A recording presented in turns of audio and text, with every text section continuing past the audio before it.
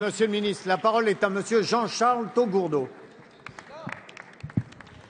Merci, Monsieur le Président. Monsieur le Premier ministre, les agriculteurs sont des entrepreneurs, des chefs d'entreprise, des employeurs qui travaillent 7 jours sur 7. Alors qu'ils devraient être dans leurs champs à surveiller et diriger leur culture, dans leurs fermes à soigner et élever leurs animaux, ils sont transformés en secrétaires aux ordres de l'administration. Ils passent plus de temps avec un stylo pour obtenir l'autorisation de travailler que sur leur tracteur. Simplifier, Monsieur le Premier ministre, c'est d'abord et avant tout laisser les Français travailler. Allez sur le terrain, vous comprendrez qu'un agriculteur ne peut cultiver ses terres si elles sont inondées ou mal drainées. Les décrets actuels obligent la police de l'eau à interdire, au nom du Code de l'environnement, aux agriculteurs d'entretenir un fossé ou un petit cours d'eau qui est bouché. L'autorisation de déboucher dépend du résultat d'une étude qui peut durer 2 ans. Nos agriculteurs font que la France est magnifique. Ils aiment la France et font de notre pays le premier pays touristique au monde. Laissez-les vivre de leur travail, pour cela, laissez-les travailler. Monsieur le Premier ministre, la loi sur l'eau de 2006 mérite, à l'expérimentation déjà vécue, des ajustements urgents. Monsieur le Premier ministre, plus que tous les autres, les agriculteurs subissent le coût du travail, le code de l'environnement. Ils sont des chefs d'entreprise qui ne peuvent maîtriser ni leur coût de production, ni leur prix de vente. Ils subissent les aléas de la météo plus que tout autre entrepreneur.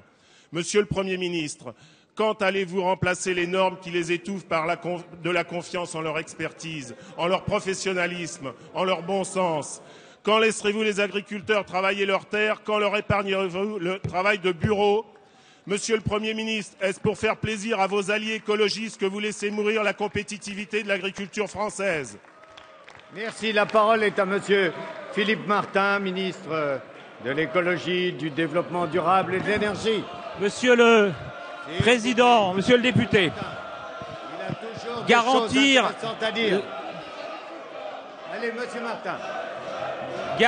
la qualité des milieux aquatiques est un devoir. Permettre l'accès à une eau de bonne qualité, nos compatriotes le veulent. Les règles d'entretien des cours d'eau peuvent sembler contraignantes, mais s'en affranchir ou ne pas en tenir compte aurait des effets pires encore.